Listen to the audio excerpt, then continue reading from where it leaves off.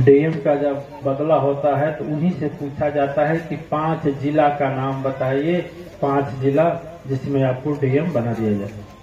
वैसे आपसे पूछा जाएगा कि लोक बताइए, कौन लोक में आपको भेजा जाए। यदि सदगुरु का नाम मंत्र सुबह शाम ध्यान करते हैं, भजन करते हैं, तो कोई भी मौत आपको नरक में नहीं ले जाएगी। कहा जाता है कि लोहा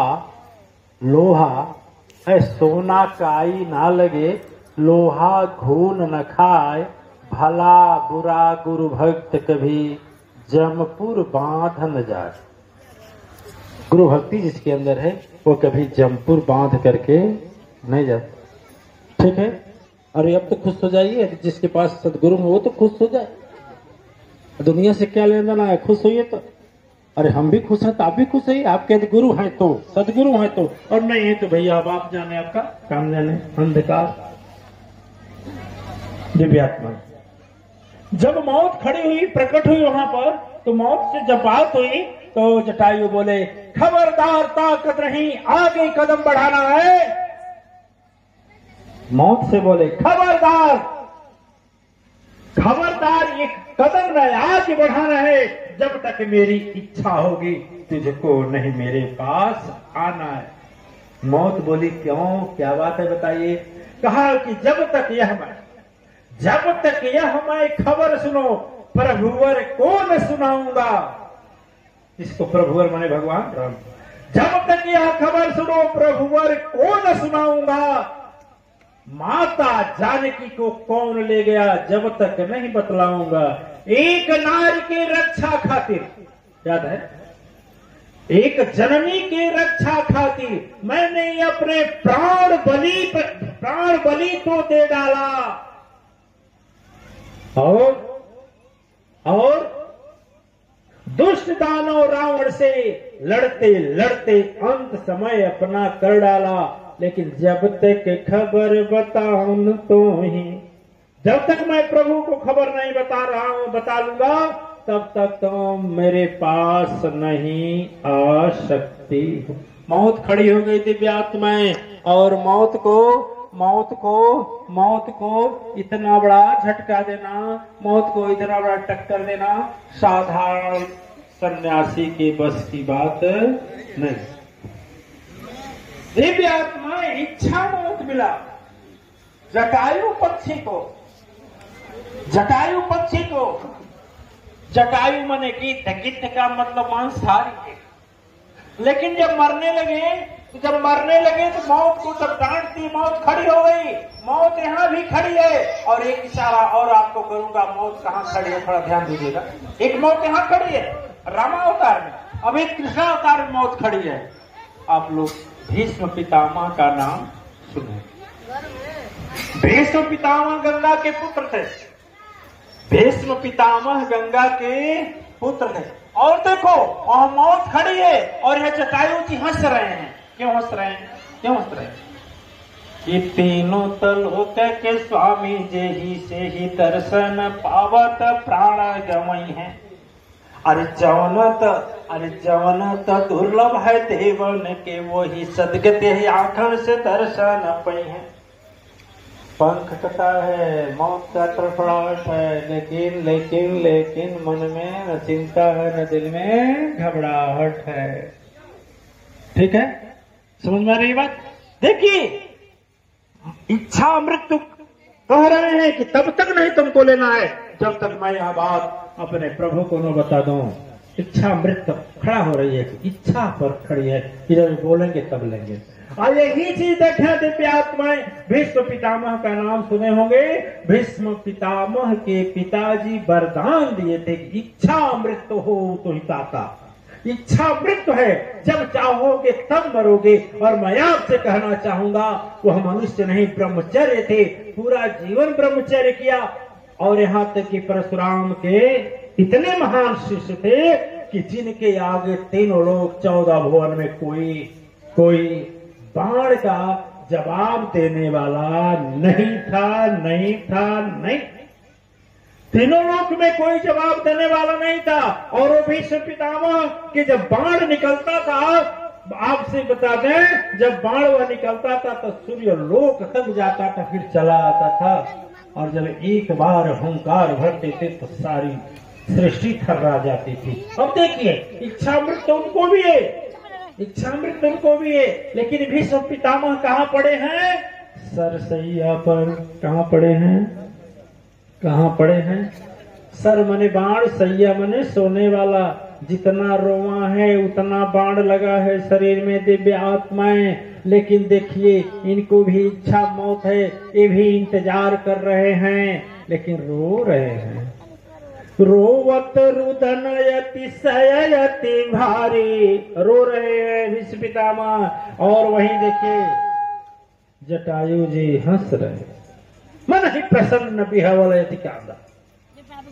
मन प्रसन्न है, बिहवल है, रो। वहां देखिए इच्छामृत वहां भी है, गंगा के पुत्र भी हैं।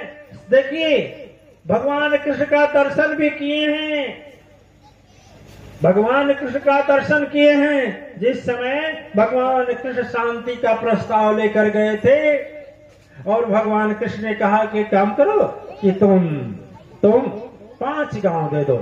क्या बोले? दुर्योधन से बोले 5 गांव दे दो। दुर्योधन के पिता धृतराष्ट्र बोले 5 गांव दे दो, लेकिन वो बोला सूचि का अग्र भूमि न ददामी, मैंने सुई के नोक के बराबर भी हम भोग देने को तैयार नहीं है। और भगवान को जब बांधने को चला तो भगवान क्या किए? एक बहुत विराट रूप बताए।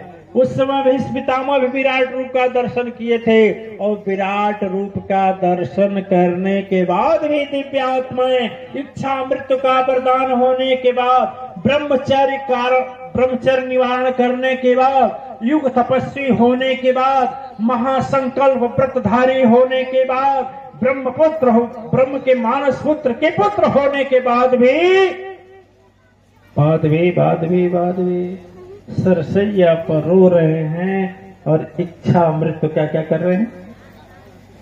इंतजार कर रहे हैं कि सब शुभ घड़ी हो कि हम प्राण निकालें। और जटायु भी कह रहे हैं कि कब शुभ घड़ी हो हम प्राण निकालें। इसलिए रो करके और हंस करके। देखिए भीष्म पितामह रो रहे हैं, अपने जीवन पर रो रहे हैं। क्यों? एक बात है, केवल दिमाग अपनी बात माइंड में रखे, केवल एक बात है दिव्यात्मा। यदि नारी की शक्ति जगत जननी माता, याद रखेगा, नारी शक्ति जगत जननी माता, जो दूसरे बेटी बहू को अपनी बहन और मां के दृष्टि से देखता है वह जटायु की श्रेणी में आता है। ठीक है? आज बहू यदि मां की उम्र के है तो सीते मैया है, यदि अपने से छोटी है तो बहन है। यदि नारी का कद्र करना सीख ले समाज, नारी का आदर करना सीख ले जीव, सम्मान करना सीख ले पुण्यात्माएं, तो कुछ नहीं किया। बाद में भीष्म पितामह जब रो रहे थे तो क्षीर सागर निवासी के एक अवतार भगवान कृष्ण का भी है, माना जाता है 16वीं कला का अवतार, सबसे पूर्ण।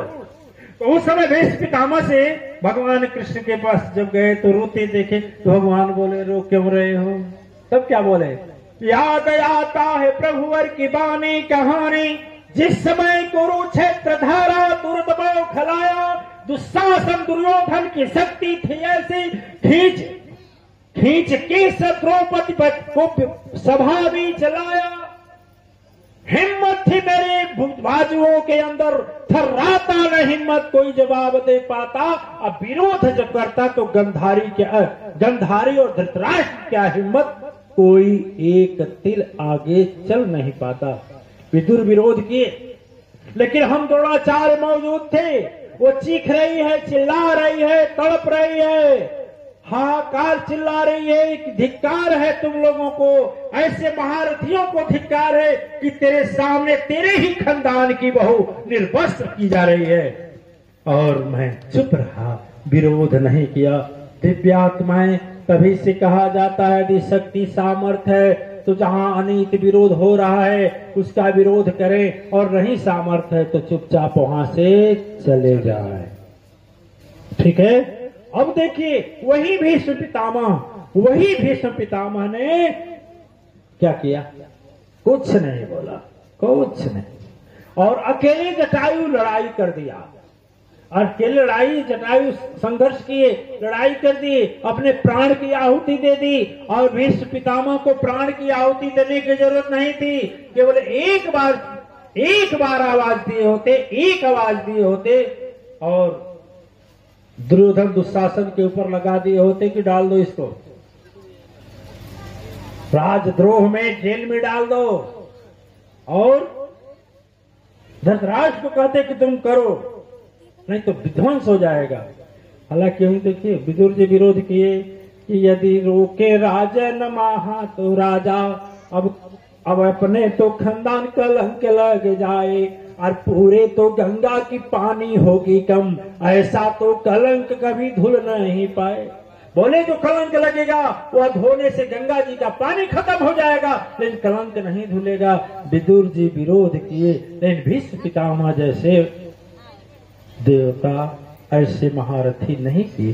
दिव्यात्माएं हमको आपको भगवान ने हाथ देकर भेजा है, माइंड देकर भेजा है, कान देकर भेजा है, आंख देकर भेजा है। केवल पशु की तरह अपना पेट पाल लें, दुनिया में पशु की तरह बच्चा पैदा कर लें और बस पढ़ा लिखा करके बूढ़े होकर के मर जाएं, इसमें मनुष्य के जन्म की काबिलियत नहीं है। मनुष्य के जन्म की काबिलियत है, आए हैं तो कुछ कर जाएं, इतिहास आपका नाम दोहराए, धर्म और सत्य का स्थापना करके जाएं। दिव्यात्माएं मानव से मानव की ज्योति जलाएं और सभी दिव्यात्माएं संकल्प लें कि हे प्रभु, आपने मुझे मनुष्य जन्म दिया है तो मैं ऐसा करें, मुझको ऐसी शक्ति दे कि कम से कम 100 लोगों को धार्मिक बना दूं। क्या बना दूं?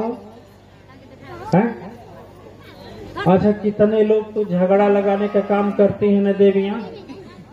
एक आध बुढ़िया होती हैं तो इतना बड़ा दातुन तोड़ती हैं, दतुअन। आप करते हुए उस सुबह उठेंगे तो अपने घर से निकल जाएंगे, दूसरे के घर में जाएंगे।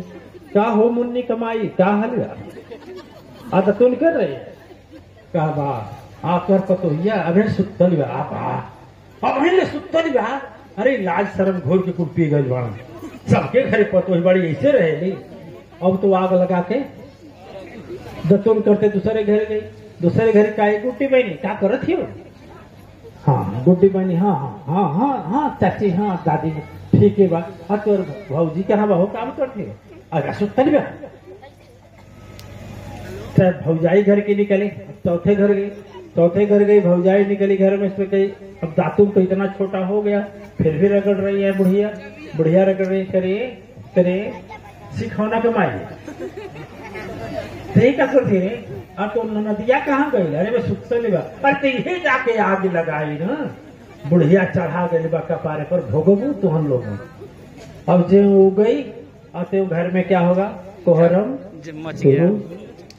चौथे घरे जाएगी। वहां चौथे घर गई और बच्चे बाहर खेल रहे हैं। अरे तुर माई रे, तब माई कहीं गई, गाँव घूमनी हो गई। अभी को दिन अले भले गाँव घूमर शुरू कर दिया।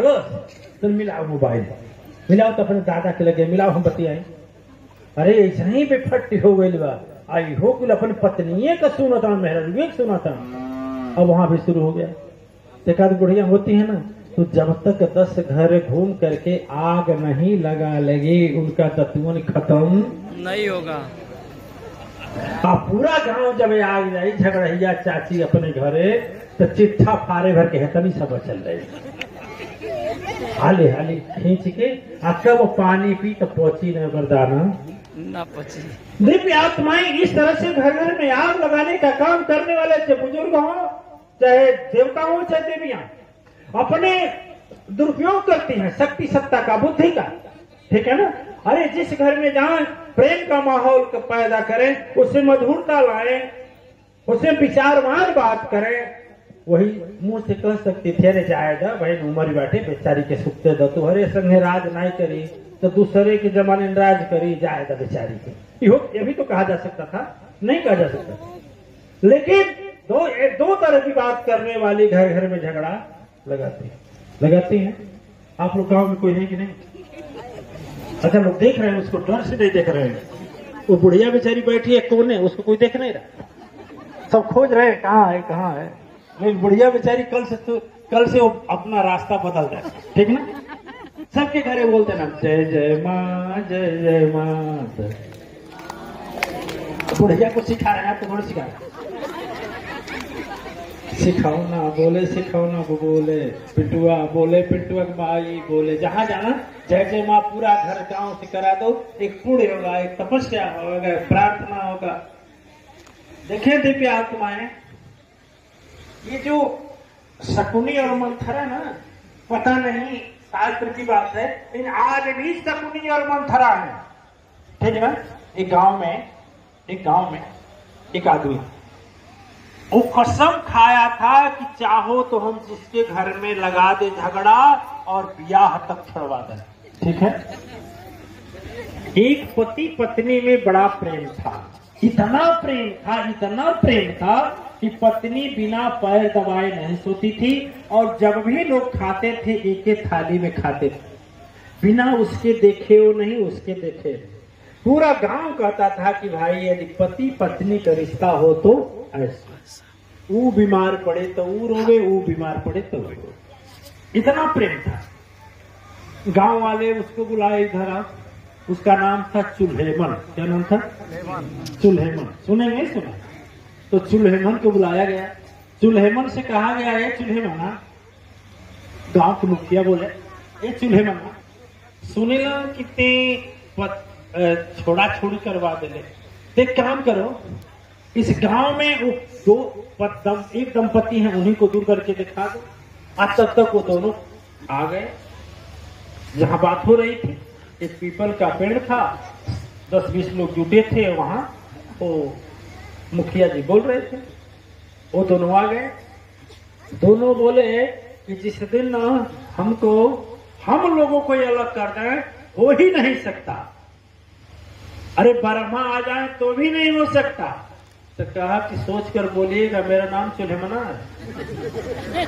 नारद जी क्या उतना झगड़ा लगे हैं जितना हमसे नहीं करने। पति बोला अरे जाओ जाओ देख लेंगे, पत्नी बोले अरे जा, पकड़ा बाँ है अपने पति का, अरे पत्नी का कहा चलो ये क्या करे, ये क्या लगाई बजाई, चलो ठीक। बात भूल गई, 6 महीना हो गया। कितना? 6 महीना। एक बार की बात थी कि चुल्हेमना आ रहा था रास्ता पकड़, वो बेचारी खेत में काम कर रही थी। 6 महीना बाद भूल गया, तो कहा अरे भाभी पालक, समझ रहे ना, भाभी नमस्ते। बोला बाबू खुश रहा। कई भाभी को बात रहा, बोला बाबू अचाए हमके का गरज पड़ल बा, तू आऊ हमके का मतलब हम जाते। और तो उसके पट और पट दोनों शुरू हो गए हैं। क्या बात है, 3 दिन बीता, अपने पूछी बाबू दिन पतिया बतौल ना करा, ऊपर पर का बतिया, तो विश्वास नहीं कर तो बतौल इसका फायदा, अरे हमारे लगते का जाएगा। कहे कि पत्नी फिर कुछ दिन बीता, और उसके बाद उसका है और भैया हाल चाल ठीक बा, अरे खूब हाल चाल। कहे एक बात सुन लो, तो बोला कि हाँ बोलिए। कहता हमारे कौन गरज में बोल लेता, ऊपर पर तुम ज्यादा हम काम नहीं करो। और फिर वो भी व्याकुल हो गया कि क्या है, उधर वह व्याकुल, उधर यहाँ व्याकुल।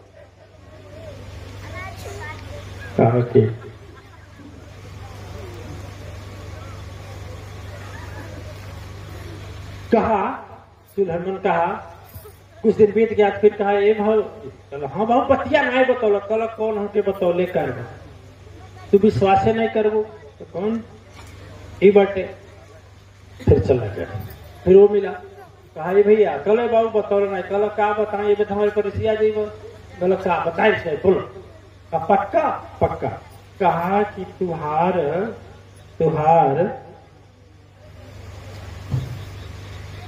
जवान पत्नी है ना, वो डाइन है।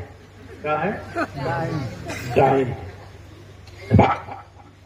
डाइन है कर तुम देखिए, आज जैसे रात का 12 बजेगा वैसे तुमके खाए जाए गोड़े और से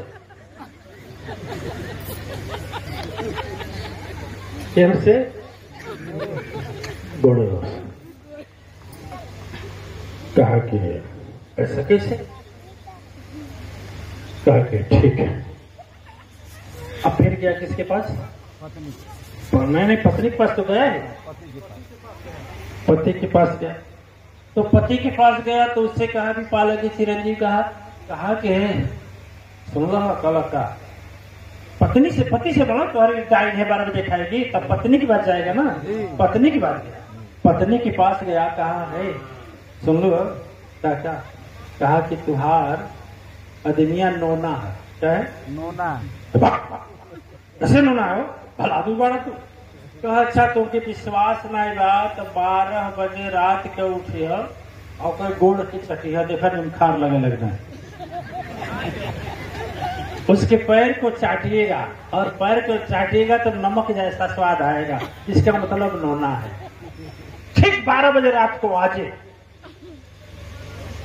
अब तो 6 महीने की बाद धीरे धीरे पत्नी सोची, न पत्नी सो रही है और न पति सो रही है। और भी बोला सुन लो, वो जान के लगा कि तुमको है कि डाइन है, काटी तुमके देखिए जो टीचर बुझो आए तो सही अपना पति अस कर लिया और थोड़ा सा क्या हुआ धारदार कुछ रख लिया। जब 12 बजा तो दिमाग में एक ही बात नाच रही थी, यानी सुबह शाम से ही पर नोना है नोना है नोना है, बोले डाइन है डाइन है डाइन है, नोना है नोना है, डाइन है डाइन है। माने पत्नी के दिमाग में बात नाच रही थी क्या है? नोना है, और पति के दिमाग में नाच रहा है कि डाइन है। ठीक है। और जैसे पत्नी क्या की कहीं देखे तो चाटे तो सही में नमक लगता है क्या, और जे वो सोची सो गया। और जैसे जीव से चाटना चाहिए तो नमखार लगेगा नहीं? आप बताइए क्या लगेगा? अजय नमखार लगा। हाँ सही बात ही नोना। इतने में पति जागा ही था, कूद गया, सोया तो था नहीं, न खड़ा करके सोया था, और कूद गया बिस्तर से नीचे, कहा अरे डाइन है। 12 बजे चूल्हे मना कमाल कर दिया है। अब पत्नी को डाइन, पति को नोना करार कर दिया। जब कूदा अब वो चिल्लाने लगी, अरे नोना है, वो चिल्लाएगा डाइन है। अब झगड़ा इतना तगड़ा हो गया कि पूरे गांव के लोग रातों रात इकट्ठा हो गए। वो बोले हम छोड़ेंगे नोना है, और वो बोले हम छोड़ेंगे डाइन है। इतना मैटर चला, इतना दूर तक मैटर चला, इतना मैटर चला, लास्ट में कोर्ट में तक चला गया। 1 वर्ष के बाद अब कोर्ट में दोनों से तलाक होने की बात समझाते रह गए जज, समझाते रह गए वकील, और लास्ट में साबित कैसे हो, नहीं साबित हुआ। अभी जज का सिग्नेचर और मुहर बाकी थी, बस इतना ही था।